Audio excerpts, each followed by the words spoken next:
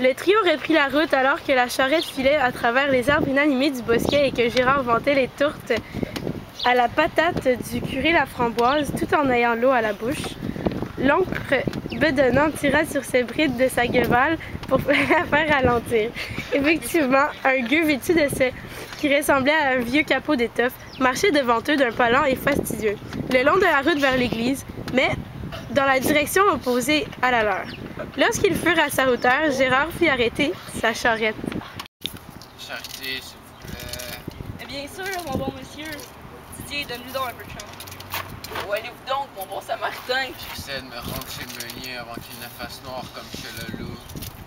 Mais de quoi avez-vous peur? Il y a pourtant pas de brigands dans le coin et les animaux sauvages vivent beaucoup plus profondément dans la forêt.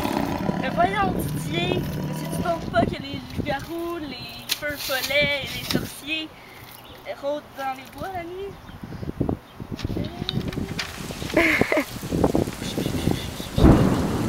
On va encore falloir que j'aille me confesser pour parler de ça. Malheureusement, je ne peux pas t'embarquer parce que Meunier s'en va à des lieux Dans le sens opposé. Et ça continuait. Didier n'avait rien compris des paroles de Gérard. Des loups-garous, des feux follets, des sorciers, tout ça ne lui disait rien. La jument de son oncle continuait à aller de l'avant et Didier devait se démener pour empêcher Arthur de s'endormir et de baver sur son épaule. Puis, sans prévenir, le cheval ralentit et s'arrêta d'un coup. Gérard lâcha un juron de sa barbe et tandis qu'il basculait vers l'avant, tombait par terre. Gérard, est-ce que ça va? Oui, mon pit, ça peut aller. Maudite guevale, va, tu peux aller au diable. Les anges Arthur, tais-toi! campagne! Aide-nous donc à chercher pourquoi s'arrêter! Alors que Didier et Arthur commencèrent à tourner autour de la charrette, cherchant ce qui avait stoppé la bête. Arthur continuait à chanter, au grand désespoir de tout le monde. Mais ils eurent sous l'heure lorsqu'ils aperçurent un long serpent à quelques mètres à peine de la charrette et que celui-ci se mit à souffler agressivement. Aucun des deux n'esquissa un seul mouvement. Ils restèrent aussi immobiles que des statues. Même Arthur avait cessé de chanter. Puis, le serpent s'en alla et les compagnons se remirent enfin à respirer. Gérard remonta sur la jarrette, Didier sur ses talons, l'oncle donna un coup avec les rênes et la jument reprit son chemin. Arthur, malheureusement, se remit à chanter à tue-tête. Gérard et Didier perdirent patience. Arthur, ferme-la!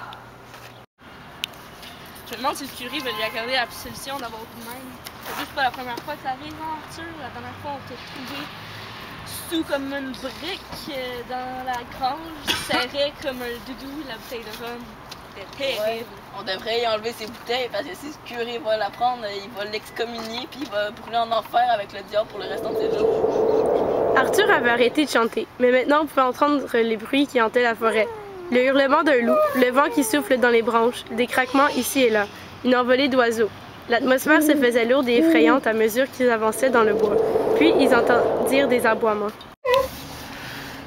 Gérard, on peut pas accélérer un petit peu. Ouais, je crois que ça serait une bonne idée. Hey Arthur, tu pourrais pas recommencer à chanter. Je croyais qu'il fallait que je me taise. On a changé d'idée. Je comprends maintenant pourquoi le mendiant avait peur. Alors Arthur se remit à chanter.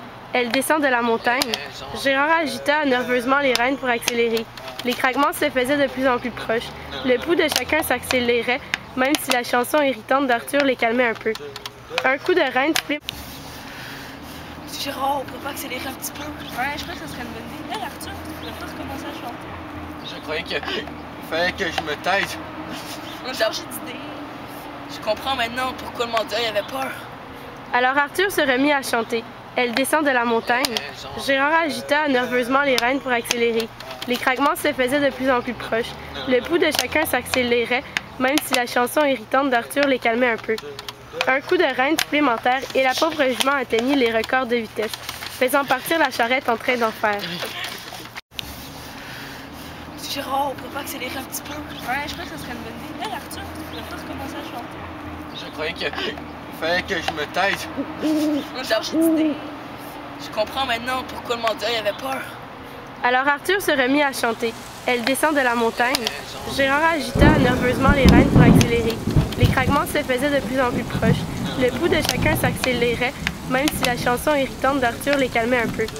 un coup de rein supplémentaire et la pauvre jument atteignit les records de vitesse, faisant partir la charrette en train d'enfer.